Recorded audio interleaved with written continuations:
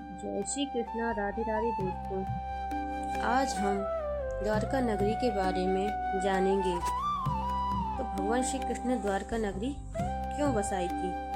हिंदू धर्म ग्रंथों में द्वारका नगरी का अत्यंत महत्वपूर्ण स्थान है। द्वारिका को भगवान श्री कृष्ण की कर्म भूमि माना जाता है। यह नगरी केवल एक नगर नहीं थी, बल्कि धर्म, नीति, शांति और समृद्धि का प्रतीक थी। श्री कृष्ण ने द्वारिका नगरी की स्थापना विशेष कारणों से की थी, जिसका उल्लेख पुराणों, महाभारत और भागवत ग्रंथों में मिलता है। मथुरा में कंस के अत्याचार बढ़ते जा रहे थे। कंस न केवल निर्दोष लोगों पर अत्याचार कर रहा था, बल्कि यादव वंश को भी नष्ट करने का प्रयास कर रहा था। श्री कृष्ण ने कंस का वध करके मथुरा को उसके अत्याचारों से मुक्त तो कर दिया, लेकिन उसके बाद भी मथुरा सुरक्षित नहीं रही। दरअसल जरासंध, जो कंस का ससुर था, उसने बार बार मथुरा पर आक्रमण किया।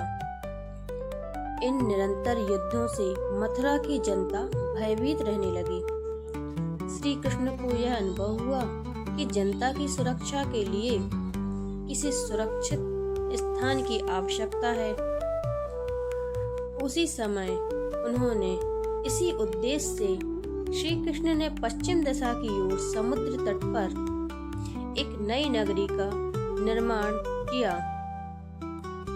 उन्होंने समुद्र देव से भूमि की मांग की और समुद्र देव ने उन्हें 12 योजन भूमि प्रदान की। इसी भूमि पर अत्यंत सुंदर, सुव्यवस्थित और भव्य नगरी द्वारका का निर्माण हुआ। द्वारका को विश्वकर्मा ने अत्यंत अल्प समय में दिव्य स्वरूप प्रदान किया। यह नगरी चारों ओर से घिरी हुई थी, इससे यह प्राकृतिक रूप से सुरक्षित थी। द्वारिका नगरी का निर्माण केवल सुरक्षा के लिए नहीं किया गया था, बल्कि धर्म और सुशासन का केंद्र भी था। यहाँ श्री कृष्ण एक आदर्श राजा के रूप में शासन किया। द्वारिका में सभी नागरिक सुखी, समृद्ध और संतुष्ट थे।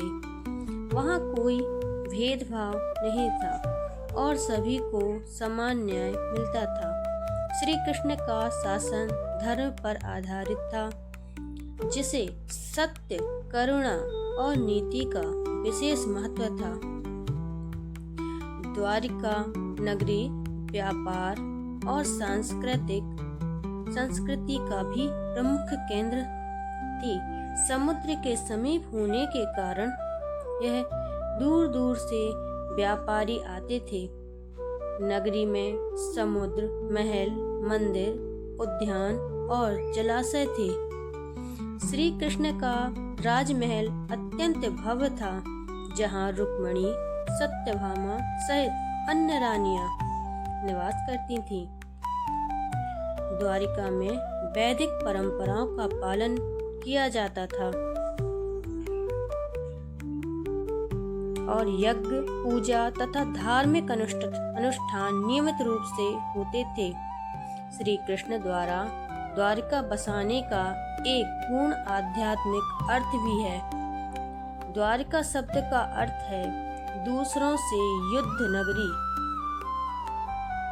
यह दर्शाता है कि यह नगरी मोक्ष और भक्ति का द्वार भी है। जो व्यक्ति द्वारका आता है, वह न केवल भौतिक सुख प्राप्त करता है, बल्कि आध्यात्मिक उन्नति भी करता है। आज भी द्वारिका को 4 धामों में गिना जाता है और यह श्रद्धालुओं के लिए एक पवित्र तीर्थ स्थल है। महाभारत युद्ध के पश्चात जब श्री कृष्ण ने अपनी लीलाओं का समापन किया, तब द्वारका नगरी समुद्र में समा गई। यह घटना दर्शाती है कि संसार का वैभव क्षणिक है और केवल धर्म तथा शक्ति ही शाश्वत है। इस प्रकार श्री कृष्ण द्वारा बसाई गई द्वारका नगरी की स्थापना मानवता की रक्षा, धर्म की स्थापना और आदर्श शासन का प्रतीक थी।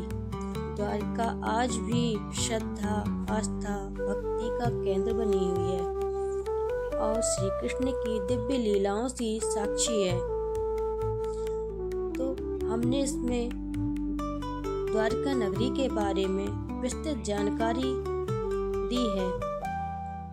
आप लोगों को अगर यह जानकारी अच्छी लगी हो तो प्लीज़ चैनल को सब्सक्राइब करें, लाइक करें और कमेंट करें। राधे राधे, जय श्री कृष्णा।